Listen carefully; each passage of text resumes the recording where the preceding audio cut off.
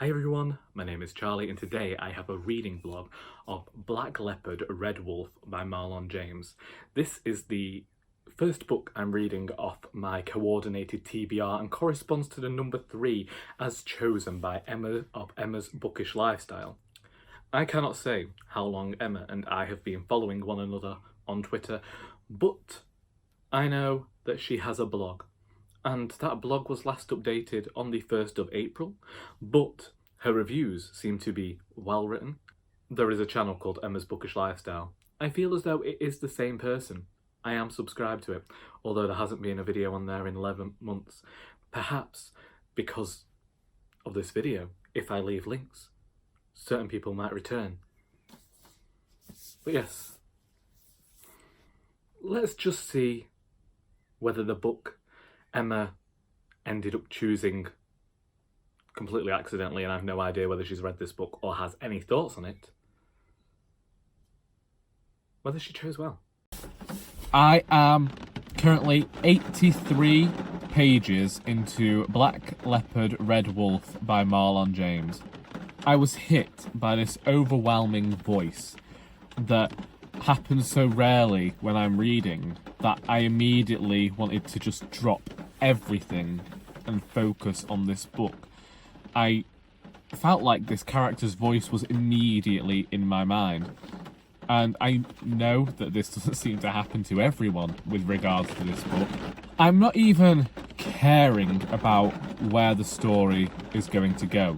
I just want to be in this world with these characters. I mean, as is well documented on this channel and through my comments to other creators on BookTube, Dane Reads, Jason of Jason's Weird Reads, just those two primarily, I don't tend to read much horror fiction because the idea of it terrifies me. And there was a scene towards the end of the last chapter that was so flaming, horrible and dark. And as I say, this voice in my head from this book is incredibly vivid. And so I was able to imagine it in detail, and this image is still wrapped inside my brain of what was there. And I felt like I was in the middle of some sort of horror story. It was truly horrible to read, but also I read it and I was like, I want to go and find out whether this is based on actual mythology or whether it's a composite of different things. I don't know enough about African mythology and folklore to know the answer, but this book constantly makes me want to go and read about this rich heritage. So I went in knowing that there were instances that were going to be quite horrible and graphic, and this doesn't shy away from child sacrifice or just child murder. I feel like the dark parts of this story also help to set the scene of the world in which these characters live. And what I quite like is, years ago there was this thing about dreamy prose or dreamlike prose, and you wouldn't have to go far to find books that were calling themselves dreamlike and lyrical. And to me that always meant this dreamlike quality, this kind of feeling in prose that you're not ultimately there. There's some sort of uncertainty, very much like sleepwalking through the narrative. And I'm finding that here, and I'm really enjoying it. I will catch up with you when I am hopefully further into this book. I've now reached part 3, and I think it's pretty much confirmed now that our protagonist is queer. And that's one of the highlights of this book for me, because whilst I'm finding the writing particularly good, whilst I'm finding it pacey, whilst I'm enjoying this almost maze of stories that all interweave with one another, blooming heck is it dark. I mean, I know there are legends out there, myths, and they get pretty dark when you think about them. And I know that they exist, but when you read them in such a manner. Ooh. I honestly ended up having some of that familiar anxiety I used to get when a horror film was on. If you know me, I'm a bit of a wimp. It's been well documented in my comments on other people's videos that I tend to avoid horror fiction, horror films. This has been difficult because it is so incredibly dark at times. We have child sacrifice going on. We have cannibalism. We have slavery, and there's still something very intriguing in this story. I like the way that it's being told as well, but Tracker, the protagonist, is telling his story to a certain person, and you're taking on that role of that person, and then he's going back in time and telling his story of how he came to be where he is, and then the story will move off and somebody else's story will be told within that story. And I really love this way that it's being done, and I am looking forward to reading some more today when I get home.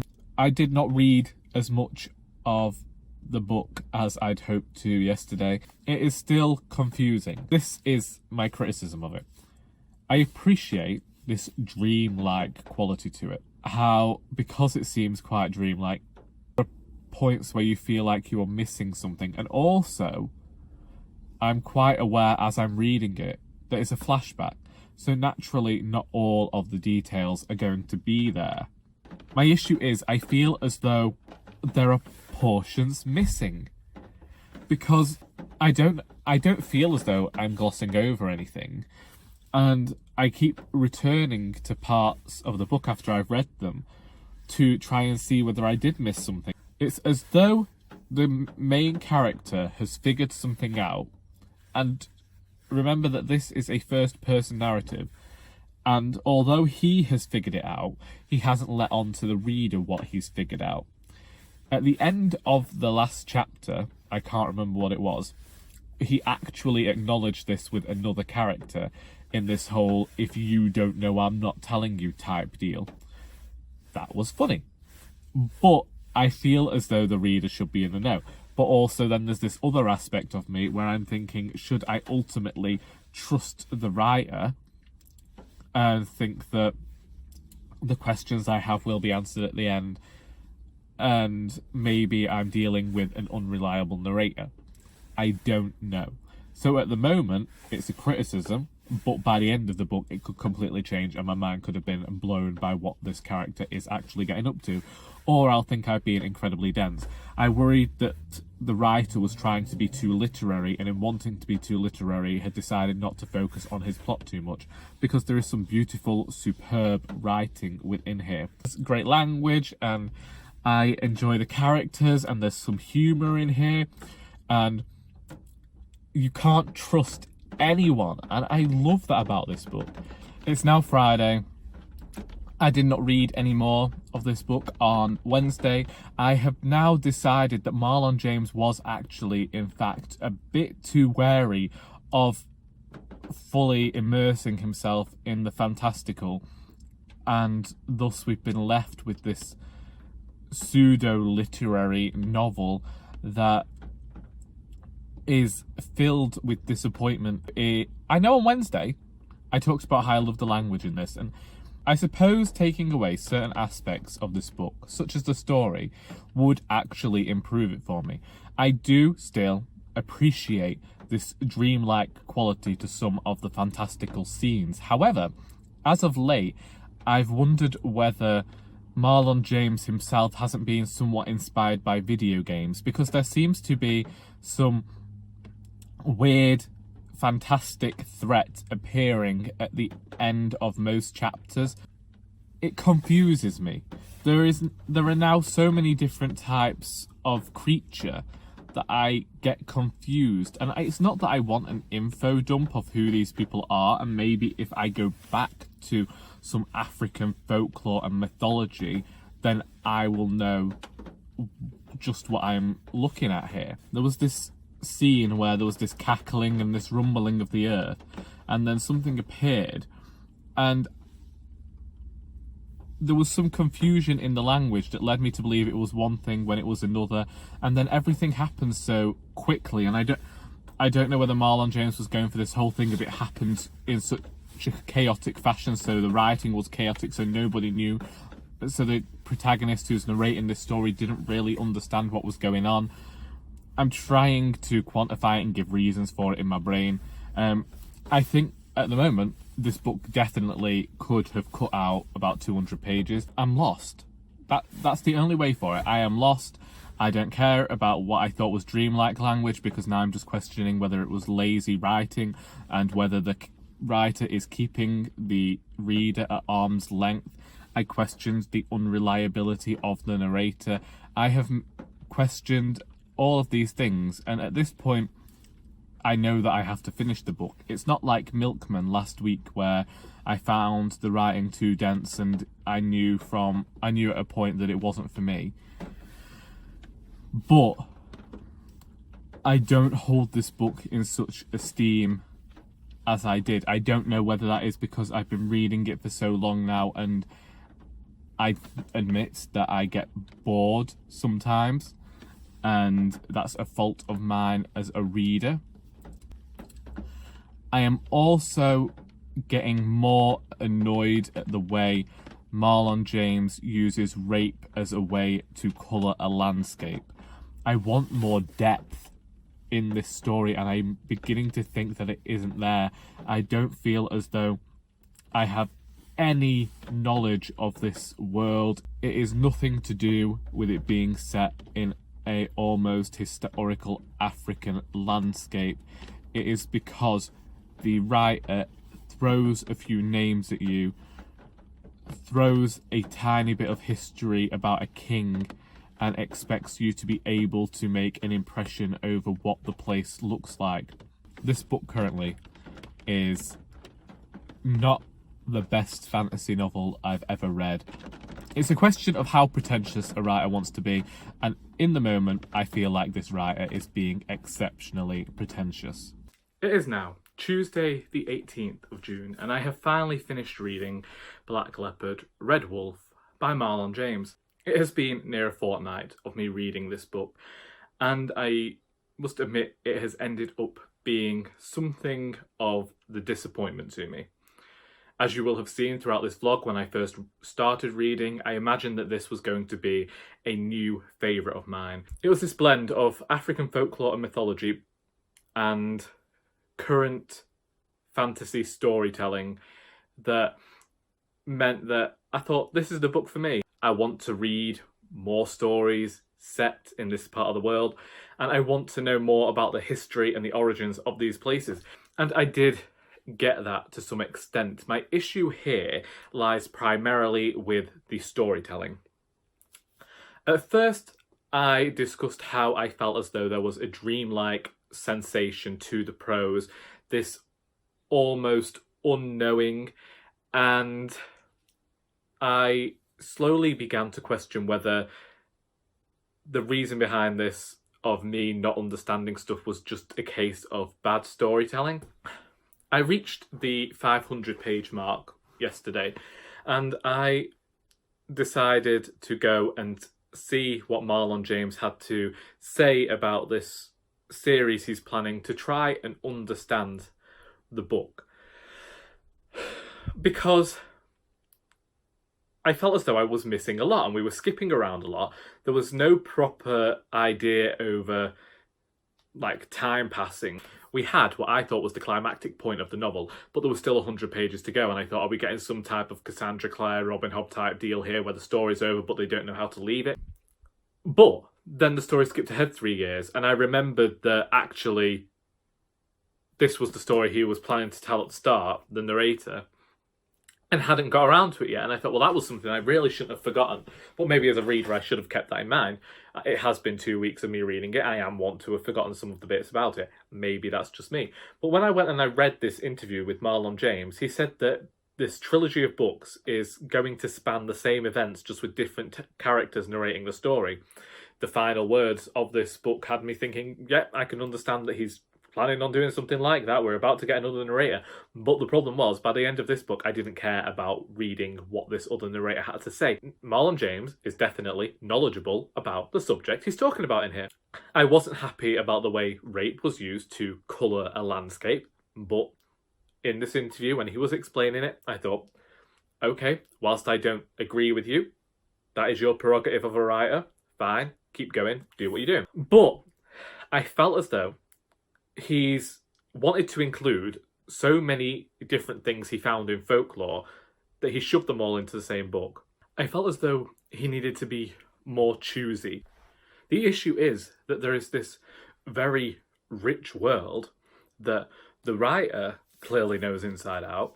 It's just he doesn't let on to the reader enough about the world for us to make any sort of proper idea of what this place is supposed to look like. Whilst I got the sense that this is a dangerous world to live in, I never felt completely in the story. You know, like you feel like you know the world and you know how these people interact, even though you're only getting to see the bare bones of this world. And each time the writer tried to give you this long history of the king and the queen and the lineage of this place, but you never actually got a sense of the people that live there. And even the characters didn't really feel fully formed. At the 620 pages of this novel, I don't feel as though I knew Tracker at all. As a reader, you've got to be properly immersed in the world to warrant going back for the sequels, and at this moment in time, I don't think I will. However, I do think that the writer's been a bit smart. This is his first book after he won the Booker Prize, and so that's going to have got a lot of people buying this, and so it was the perfect time to decide to start a series, really, from a marketing point of view, because if someone starts a series, whether or not they get it, they're probably going to keep reading on and figuring this story out. I didn't get on with The Brief History of Seven Killings. I didn't get on with this one, and I'm beginning to think maybe Marlon James just isn't a writer whose work I enjoy.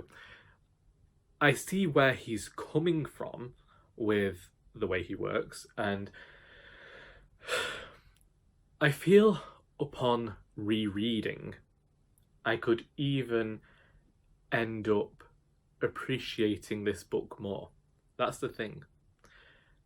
But I don't have it in me to go back and reread. And I feel as though Marlon James might have done something incredibly smart. Maybe I'm not the kind of reader he imagined reading his book.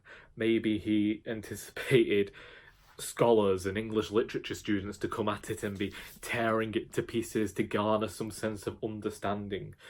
And maybe there are going to be some critics out there who are completely in awe of this great maze and labyrinth of literature that he has created. There are bright moments in his prose here. There are bits that sparkle and you think, yes, this is the writing that I like, this is the writing I enjoy, but they are too few and far between for me to actually care.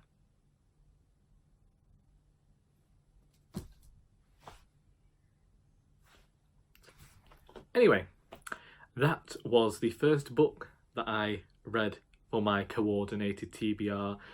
It was the number 3, and that number was chosen by Emma of Emma's Bookish Lifestyle. Personally, I'm hoping that I get on with the rest of the books better than I got on with this one. As I say, really was enjoying it at the start.